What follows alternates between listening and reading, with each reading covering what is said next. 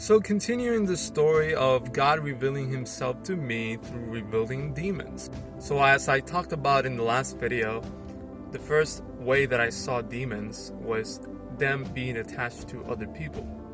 And the second way was through tarot cards. Again, as you can see, I'm okay. I was lucky that I barely used the cards because God did reveal that there were demons in my home coming from those cards. And once you figure out what's happening, demons stand no chance against God. The dangers of the cards is, how can you know what you're talking to if you don't have God? What else has as great a love as God?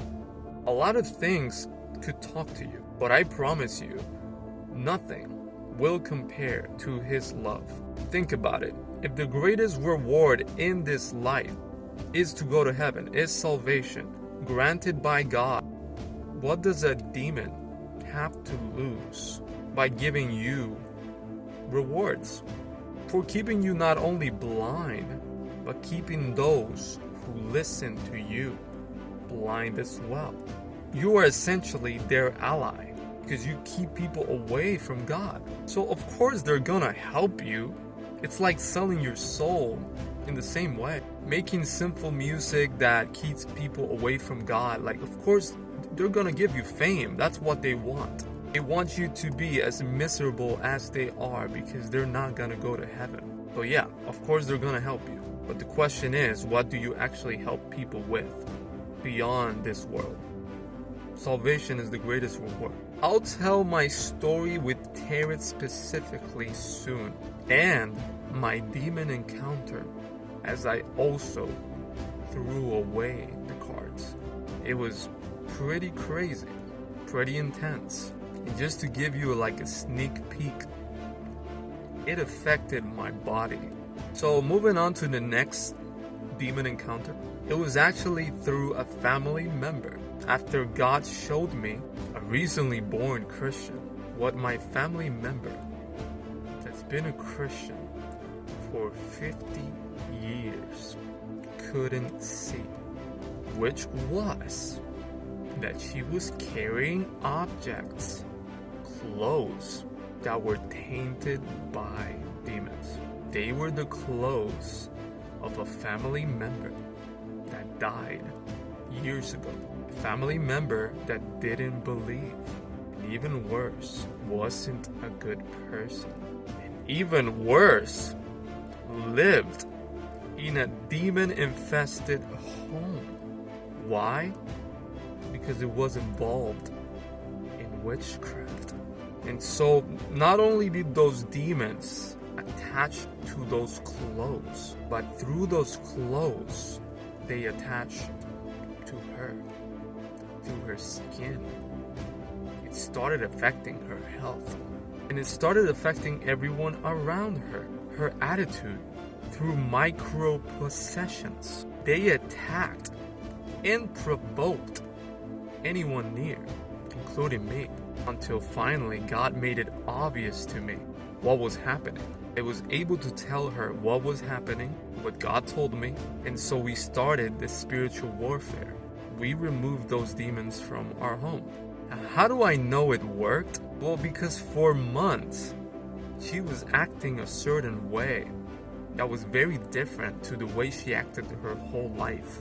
And right after taking those clothes out, her personality changed drastically for the better, which also gave me peace, since I couldn't understand why she was constantly mad with the world and even attacking me. Like, if you knew me in person, like, I can literally go an entire day without saying a word.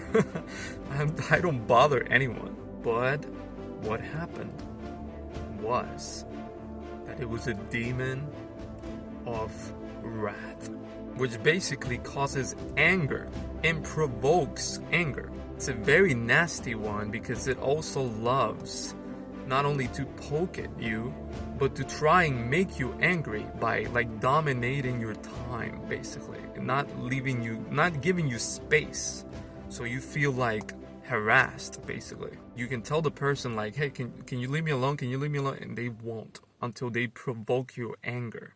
Again, all of these demon encounters, like, they deserve their own videos. So I'll make separate one so I can go into more detail. Right now, at the moment, after being liberated of all these things, I feel so much more at peace. And it's honestly a surreal experience. Like, it feels like I entered a whole different world, because it is. Like, it's awakening to the spiritual world, you know? We're not just humans. Like, these things exist. So it is also kind of like creepy, right? To know that these things are things we can't see. But with God, do trust and do feel, do know you're protected. So in actuality, there's nothing to fear. If anything, you empower yourself to be able to live in a more peaceful way and help others live in a more peaceful way. So yes, I've encountered 3 instances with demons in a short amount of time. Like I said, this video doesn't do them justice. So this is a summary, and I'll go into detail in each one about its own encounter. But what I can say for sure is we truly don't realize how close we are daily to demons. Ephesians 6:11-13 says, put on the armor that God gives, so you can defend yourself against the devil's tricks. For we are not fighting against humans. We are fighting against forces, authorities, against rulers of darkness and powers in the spiritual world. So put on all the armor that God gives, so when that evil day comes, you will be able to defend yourself. When the battle is over, you will be standing firm. That is Ephesians 6:11-13. You can go search it up. It confirms the spiritual world and dark forces. So I invite everyone to start reading the Bible now that you see through my videos, hopefully, that this is no joke. This world is a lot deeper than what you may think. That's part of the devil's lie, thinking that this world is like, oh, you just live and you die.